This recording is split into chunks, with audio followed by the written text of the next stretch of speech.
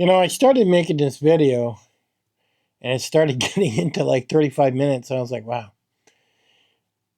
I'm going to try and touch on the basis. Okay. I got a bunch of food in front of me. This is honey. I buy this locally. It's 20 bucks a jar. This is vinegar with the mother. It's like 25 bucks. Get it off Amazon. This is sesame seed oil, spices, Tabasco sauce, beef consomme, beans, um, rice.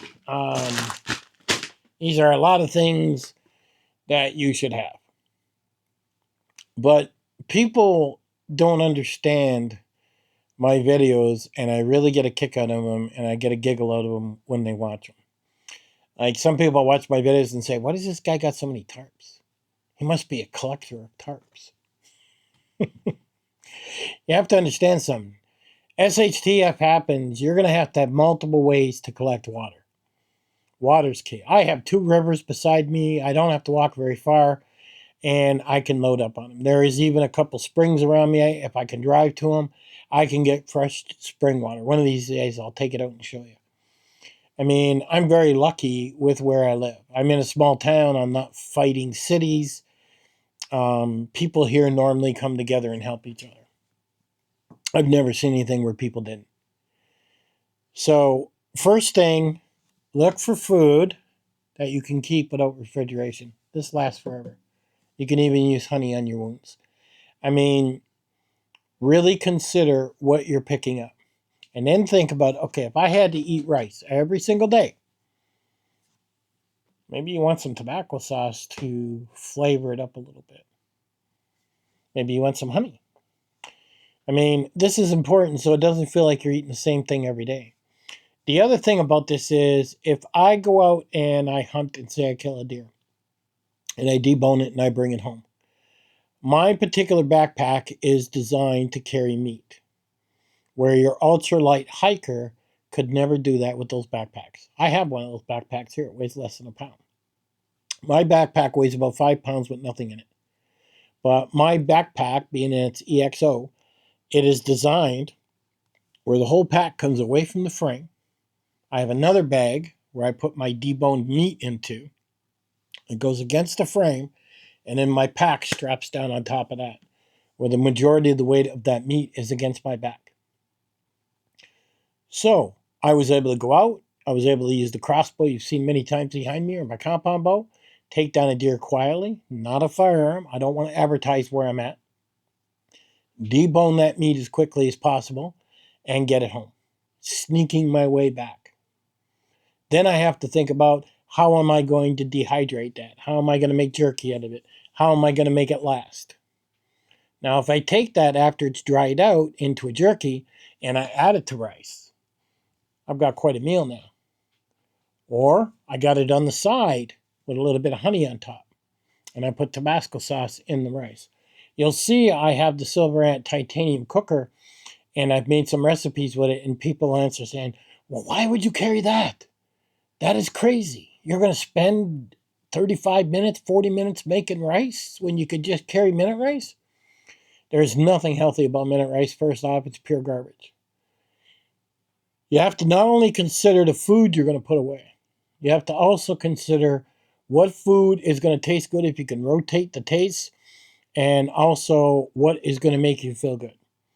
You're not going to be very good going outside to use a shovel and you can barely walk. And one of the biggest things you'll see that goes on in our everyday society is, one big thing is weather. Like, we're into a heat wave. We're going to be up to 110 Fahrenheit. That is crazy hot. Just walking from my bunker to the house, okay, that's not far. It's like 4 car lengths, all right? By the time I get to the front door, I'm like, oh my God, this is hot. I mean, now combine that with a 40-pound pack like most guys have, you're not even going to get a half a block down the street. Even if you got 2 stainless steel containers of water like I do on my side, by the time I get a block down the street, I'll have them drained. It is crazy hot. You just got to sit on my porch, look at my cats, and watch what they do. They will find a piece of concrete, a shade tree, something. They will lay on it, and they will not move for the whole day. Now, when 10 o'clock at night comes, they start moving around. They get something to drink, they get something to eat because they need some energy, and now they start moving around a little bit. That's what you're going to do. And that is something to consider. You can't just give up for 2 weeks and lay around and say, okay, I hope things get better. That's not how life works. You should be stocking food that doesn't require refrigeration.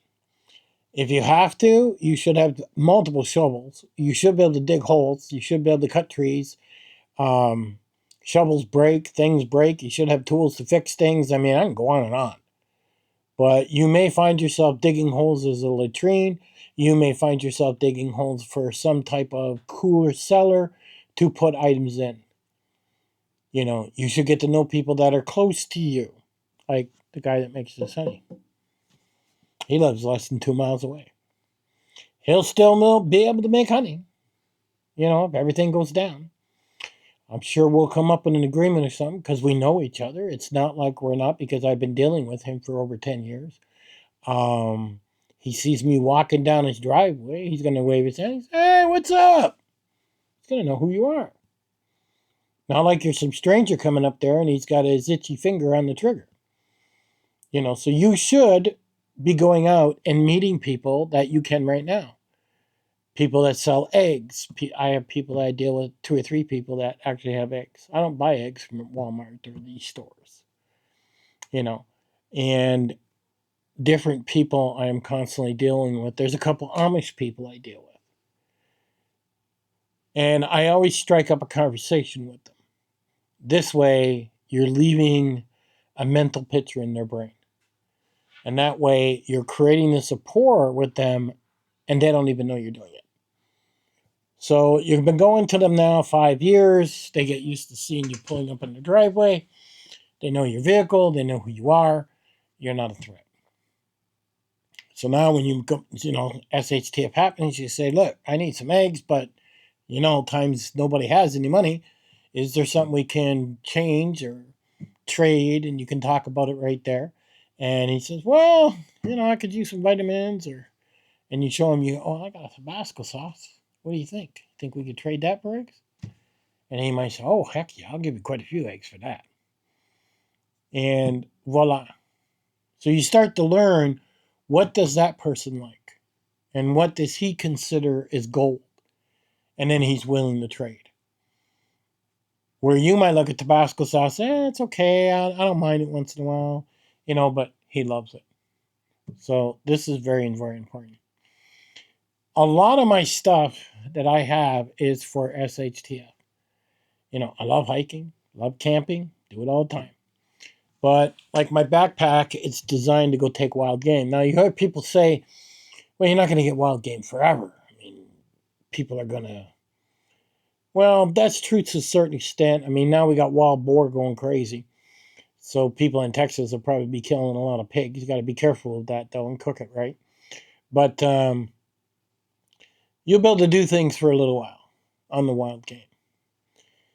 But overall, you may find yourself doing survival trips. You'll be leaving the house and looking in other houses. Now, when SHTF happens, not everybody's going to make it. Probably, 70% or more are not going to make it. Obviously, the old, obviously, the stupid are not going to do very well. Obviously, the ones that are really, really unfit, are not going to make it. And that's, the other day, I haven't been to McDonald's, understand this, in years. And I decided to stop at McDonald's because there was nothing else around. And we went in, and I got some chicken McNuggets. My son got a Big Mac meal, and my wife got some double cheeseburger meal. I'd seen this guy walk by me, and this guy was huge. I mean, he was big as a truck. He was 500 pounds minimum. I was surprised he could walk.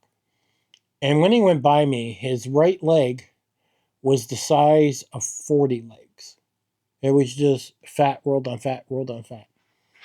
And I was like, I felt so bad for that guy. I was like, first off, why are you eating here?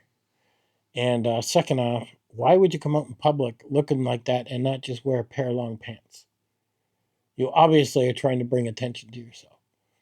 And I'm thinking that there's some mental issues there, is what's going on. And I mean, a lot of people could change one or two things in their diet and not be that large. Now, I need to lose weight. I could lose maybe 20 pounds. At 62 years old, that gets hard. Especially when you like to eat, some nice things. But I try to eat things that are healthy for me, like the honey, and it takes care of my sweet tooth. I like to move things around, learn how to cook. There's a skill right there, just learning how to cook. How do you cook rice with different things? And not just plain rice. And then ask yourself, okay, SHTF goes down, you have no electricity, your stove don't work. All right, you got a Coleman stove, you're running off propane. Okay, we're going to cook with that. We're going to cook some rice. Great. But what happens if all that's gone? Could you make your rice on an open fire? I can. But can you? Now ask yourself this. We're going into 110 Fahrenheit. Can you make your rice outside on an open fire at 110 Fahrenheit? I mean, you're going to be sitting out there in your underwear going, oh, man, it's hot out here. Whew. Pour some water in here. Come on, rice. Hurry up. I'm hungry. It's going to be rough. It really is. It's easy for me to cook a meal at this desk in air conditioning and have it all set up. I did have one guy comment, he says, oh, you got the nice silver tray, nothing's going to fall over. He was right, But when you start combining the elements of the weather and what you're working with, this is what you should be testing yourself on. Okay, if you don't even got to leave the house and go hike for 10 miles, like you hear some people say. Put your bug-out bag on, get out there and walk. No. Go outside, set up a alcohol stove, cook a meal that takes 1 hour, and sit there in the lawn chair and eat it. Don't even come in. See what kind of bugs you're going to have to fight. The flies and everything else. Do you have a screen tent you could set up? Where now you got that little more comfort where you can cook up, on an open fire, and you can bring that into your screen tent and say, oh, okay, I don't feel like such an animal. I got a little bit of nice life. But wait a minute, do you have a screen tent? Something to think about. A lot of people see the tarps I got and they think I'm nuts for having so many tarps. You got to start collecting water. Those tarps are going to be gold. You have no idea. You could buy cheap blue tarps at Walmart. Can't leave them set up for a long period of time because the UV rays will deteriorate them. But if you know a storm's coming and you can go out and set them close to the ground with a little bit of a tilt and get them going, you can collect a lot of water. And you don't need to spend a lot of money. So that is very important too. I'm going to make some videos about what you're going to endure when SHTF comes down. I don't know, maybe some people want to see that. Let me know in the comments. And what I'm doing. And it's not about spending money, okay? It's about being ready, what you have to endure, and what's coming to keep you alive. Now, keep in mind, these items are designed to last with no refrigeration for a very long time. 3 ingredients in this: vinegar, a pepper, and salt. A red pepper. You can put this on a shelf for over 6 months, maybe a year. It's fine. Honey lasts forever. So you can't buy too much of this. Understand that. So if you want to see more of what I'm talking about, let me know, and then you'll understand why I buy and have the equipment I have. It's not just for hiking. Catch you guys on the next one.